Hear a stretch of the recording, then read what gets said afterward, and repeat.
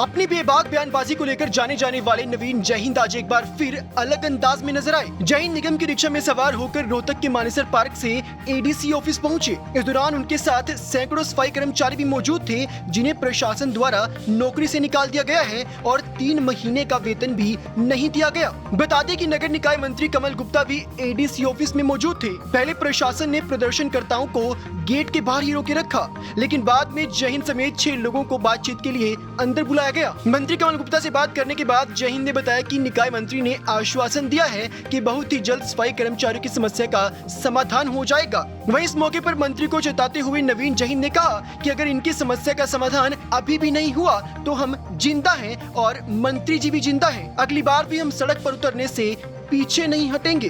आज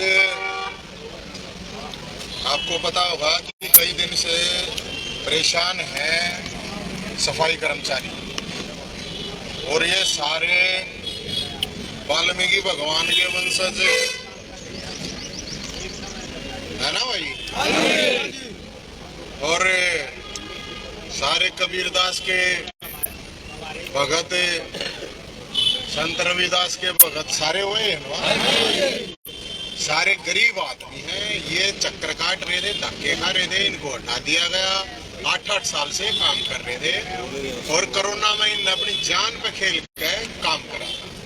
3 महीने की इनकी तनख्वाह रख ली, वो दी नहीं जा रही थी और अब ये हटा दिया। तो लगातार प्रदर्शन किए जा रहे। अभी मंत्री जी से मिले थे और मंत्री जी ने ये कहा है, आप सब मीडिया के साथी वहां थे, मंत्री जी ने ये कहा है कि मैं सॉल्यूशन करूंगा। आप सब के लिए ये कहा गया मंत्री जी ने कि मैं बहुत ही जल्दी आप लोगों का समाधान करूंगा। तो इसके लिए मंत्री जी के लिए बेशक ताली बजा दो, कोई प्रॉब्लम ना। लेकिन मंत्री जी को हम ये कहना चाहते हैं, मेयर साहब को भी और जो भी अथॉरिटी उनको ये कहना चाहते हैं, अगर मंत्री जी ने कह दिया है, अपनी बात से अपनी जुबान से कोई ना हटे तो बेहतर रहेगा। हम तो यही कह रहे हैं, इन बेचारे गरीब लोगों का समाधान तुरंत होना चाहिए जिस तरह मंत्री जी ने कहा है। तो हम मंत्री जी का धन्यवाद करते हैं इस चीज के लिए। अगर वो जल्दी से जल्दी अपनी जुबान पर रहेंगे तो, नहीं तो फिर हमारे को सड़कों पर आना पड़ेगा। और 3 महीने की जो मुख्य रूप से जो डिमांड थी हमारी कि हमारे को सबको, जितने भी हटाए गए हैं उनको सबको, क्योंकि ये कह रहे हैं कि ठेके के अंडर हम सब खत्म कर रहे हैं, कौशल रोजगार निगम के तहत ये खुद कह रहे हैं, कौशल के कह रहे हो ना आप, तो कौशल निगम के तहत इनको लिया जाए और इनकी नौकरी वापस की जाए, क्योंकि 8 साल के बाद ये कहीं धक्के नहीं खा सकते हैं। तो इसलिए ये नौकरी वापसी की बात हुई है और 3 महीने की जो वेतन है उसकी बात हुई है। दोनों चीजों पे मंत्री जी ने कहा है कि मैं बहुत ही जल्द आप लोगों का सोल्यूशन और समाधान करूंगा।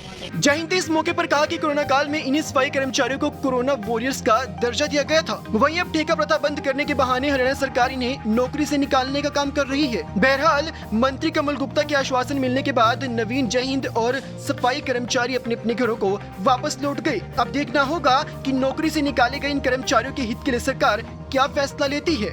Bureau report, Dainik Savera TV, Rohtak.